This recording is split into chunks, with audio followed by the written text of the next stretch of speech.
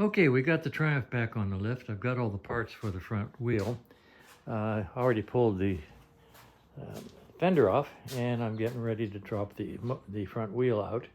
Then I'm going to take this old single leading shoe brake out, put in a double leading shoe, put it back together, and see how it goes. So that's what we're going to be doing this morning.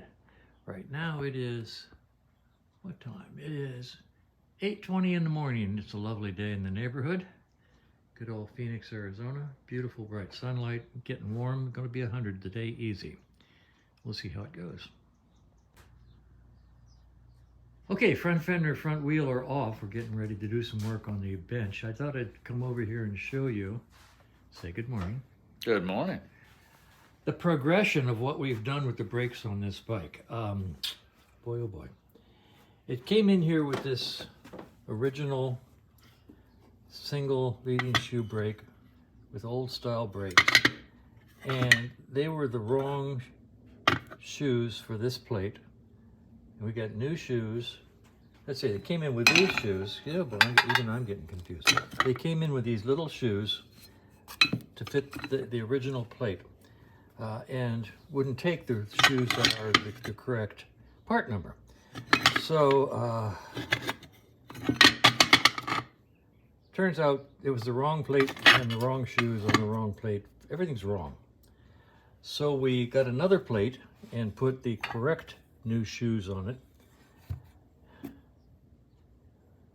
and tried it, and that didn't do any good. So these are shoes, brand new shoes that I tried test riding, still didn't work.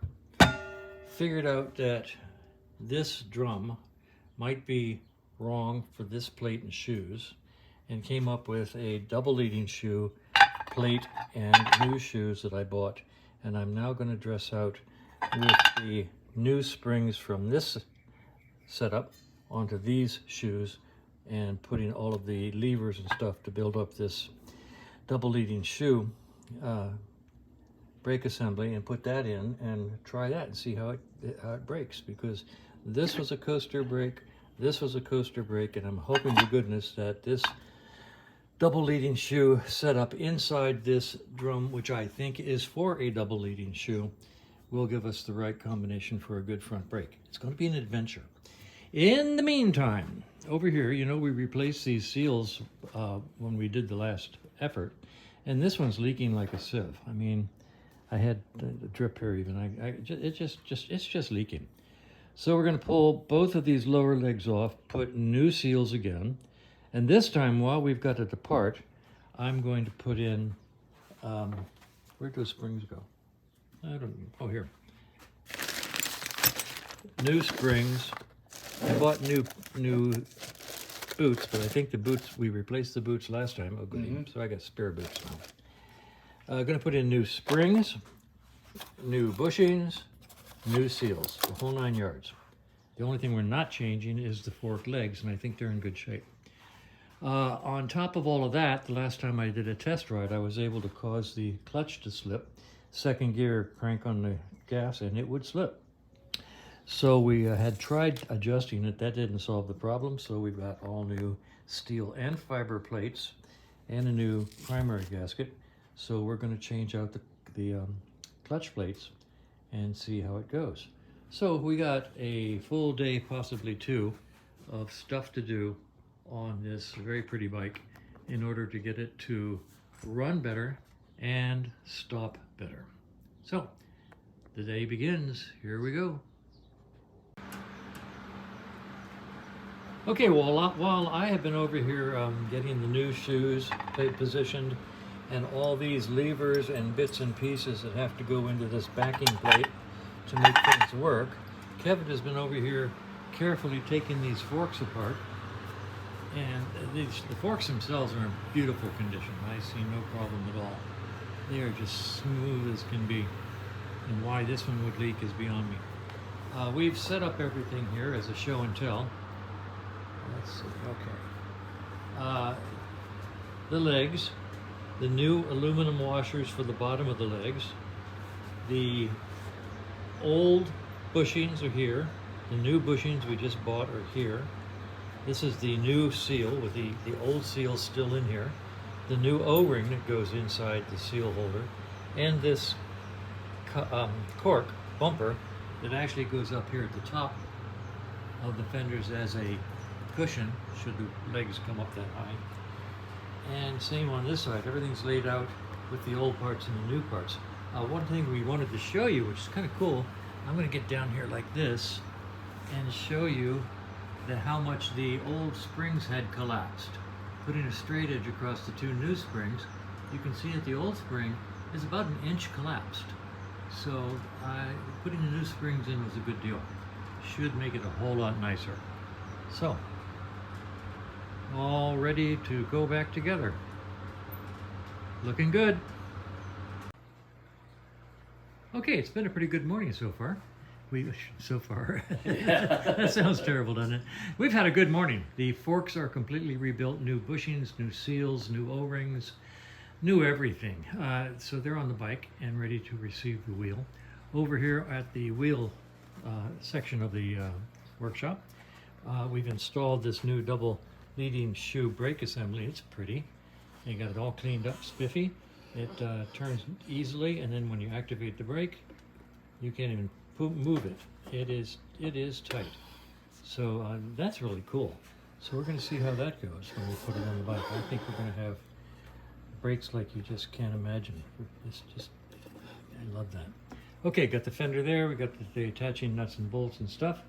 So we're going to go ahead and make the front end a complete front end and see how it goes.